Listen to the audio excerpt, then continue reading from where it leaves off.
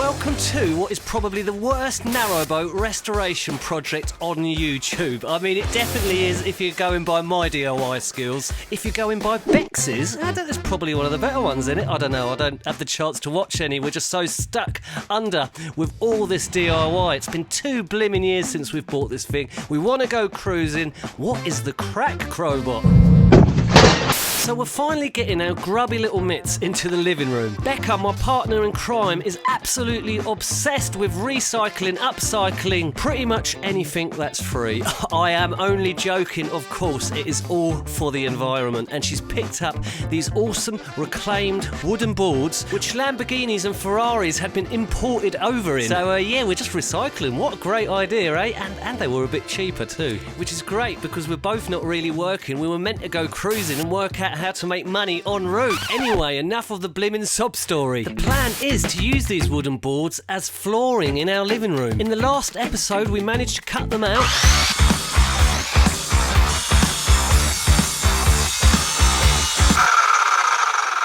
Jesus. And we finally managed to nail some down after that nightmare of trying to work out how to get a straight line on a narrowboat. We've only managed to do this tiny little strip in the middle here. Do you reckon we'll get it finished in this episode, guys?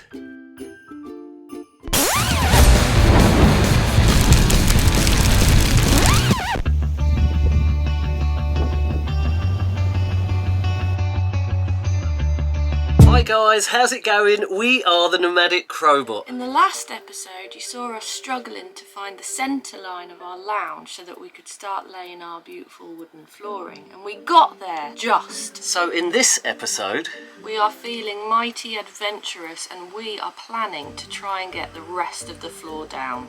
That might be slightly over-egging things, but let's see how it goes, eh? Also, if you remember in the last episode, we finally got our hot water tank, our calorifier, on board, but it was a little bit damaged, so we're going to give you a little update on that later as well. Right, let's get cracking.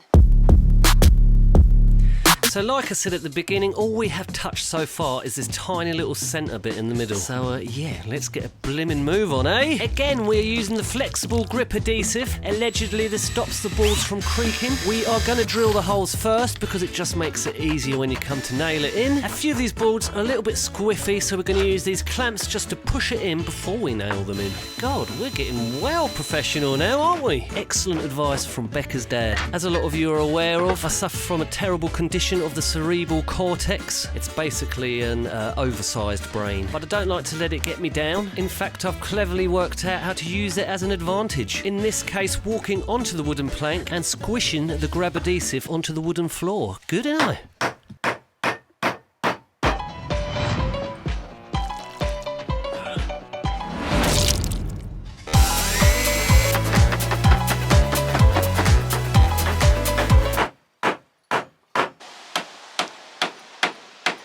So we've got these horrible carpet walls up here. They're actually not that horrible, actually. They're all right. They're just a bit camper van-esque. And we've got to try and get these floor panels up against the walls, really. And the only way to get it up there as a precise reading is by removing a bit of the camper van carpet. So basically we're on the last row of our floor panels along this side anyhow, and we obviously need to make sure we leave an expansion gap. With being solid wood, it will obviously is a living material, so to speak, so it will shrink, it will expand. Now don't worry, that doesn't mean we're just going to have this massive gap around the edge, because our skirting will hide it. It will just sit forward with a bit of a gap like that. This will go over the top. No one will know any better. Job done. But to make sure that that measurement is precise, we're going to have to just pull some of the carpet away from the wall, because obviously that's a certain thickness and that will alter the measurement. So we just need to get it out of the way so I can measure it properly and cut these boards down so that they'll fit, allowing for that gap. We are hoping to rip this all off at some point, and it probably keeps a bit of warmth in, but we want to have nice little white rusticy walls. There they come up. Nice and easy, isn't it? Oh no, all the spiders are going to live in it. Don't you know it? if they're going to live anywhere, it's going to be under there, isn't it? So now with the carpet out of the way, that board fits, which makes measuring it a lot easier, because all I've got to do is whack that into place, put my skirting board on, draw a line, then go cut it.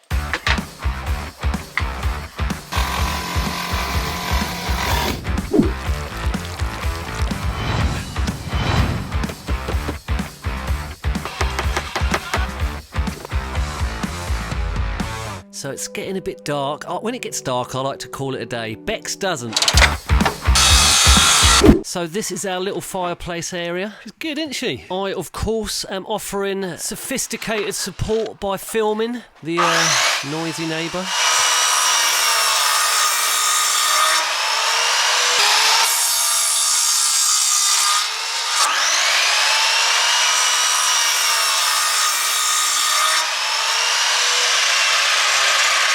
Day 2 and it's wet, so how are we going to cut these boards? I mean, I can see why so many people put carpet down on a narrowboat, because it is a hell of a lot easier, but the wooden rusticy boards, they look awesome, don't they? I've seen a few narrowboats and they always have a certain charm, so we want to recreate that charm. Well, Becca does anyway. So Becca decided to go into the narrowboat's conservatory. Improvising, because the rain has scuppered our plans for the day. Is it ever going to stop raining in July? So we've put the chop saw in here and we're hoping we can sort of manage to cut in here. It's a bit of a tight squeeze, but should be alright.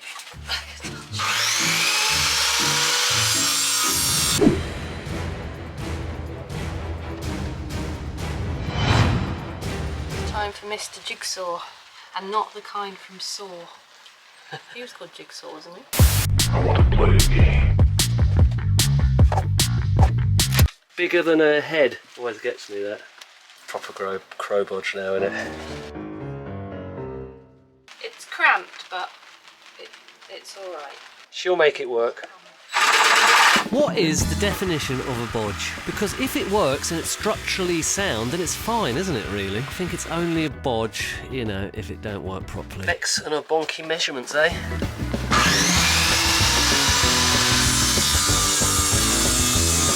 It's like a duck. Look, that's the eye. That's the beak. What's she on? Sawdust. Sawdust. High on sawdust. Pop him in, see if he goes. Oh, fingers crossed.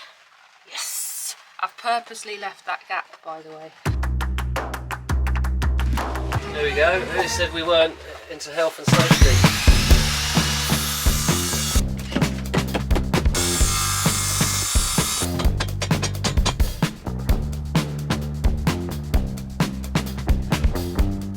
So bloody messy. Look at our lovely floor.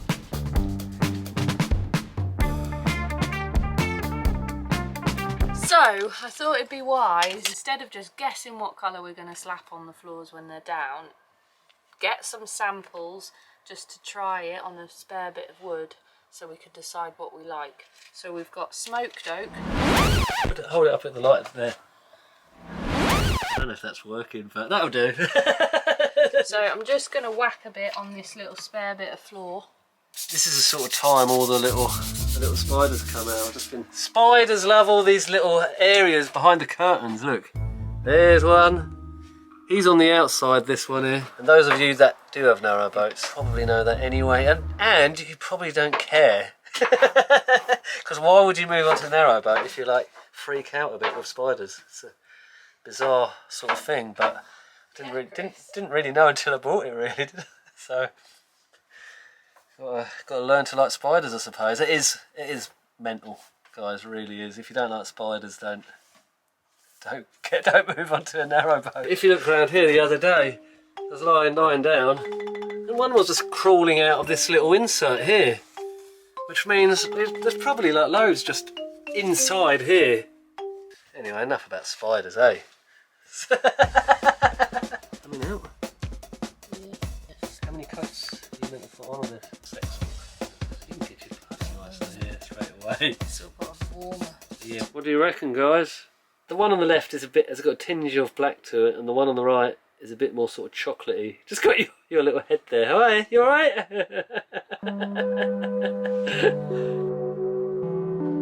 Day 3 and I woke up to a horrible surprise next to my head. Spider nest right next to my head. Can you see all these little babies crawling around? Little spider babies, and I know in the past I've said, yeah, they are cute, and I think they probably are a little bit cute, aren't they? But they grow into horrible big ones. That's not good. Loads of them. Absolute hundreds of these little things, and they were on my drink as well, which I'd been drinking in the night. So yeah, the spider babies are probably inside my body at this point. My greatest fear, that a spider crawls into one of my holes and I probably inserted the spider into the hole. I mean, that sounds really wrong.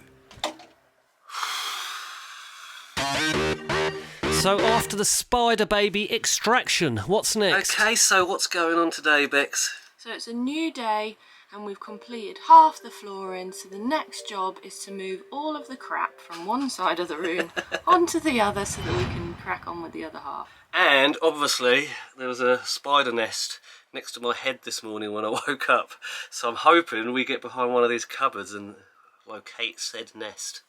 Where do you reckon the nest would be? Probably in my eardrum by now. That's where I'm placing my bets. This is where the nest was, around this area. Is there any sign of them? Seen anything yet?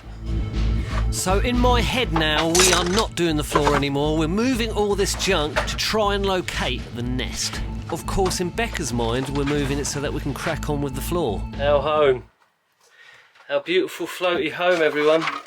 This is all just to try and locate where the spiders are coming from, isn't it? Blimmin' tip. So the nest location was never found. I mean, the whole thing's a nest, isn't it? Let's face it. And just when things couldn't get any worse, guess who returned? What the hell is that? Guess who's back? Extraction time.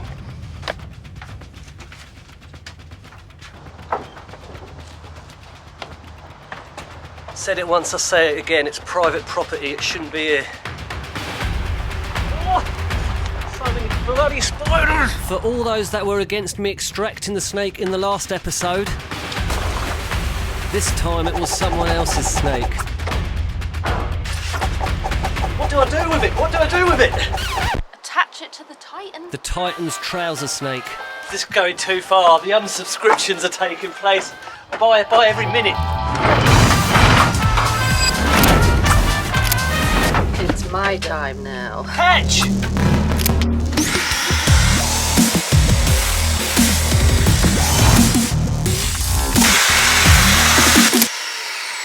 Carted everything over to the right side, so now we're on the squiff this way, and so we've cleaned up all the floor, ready that we can start laying out our planks and working out our patterns on this side and then getting them cut.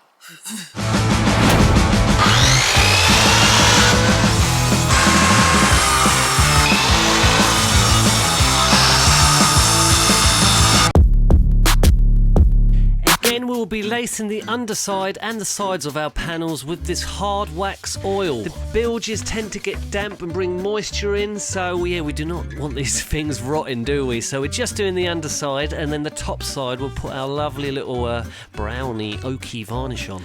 So we've cut them all, we've varnished them all, now we've just got to get this second half nailed down, and guess what? We didn't manage to do it in this episode. But what we can do for you is give you a little update on our calorifier, our hot water tank that we finally managed to get after 2 years, and it turned up damaged, unfortunately.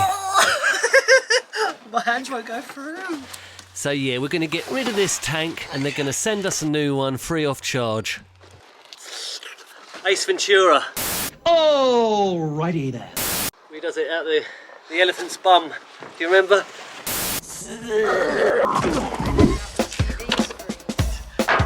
Yeah, highly recommend ASAP supplies for any of your narrowboat needs, guys. The customer service is outstanding. Okay, that's it for this one. Catch you in the next one, guys. Cheers.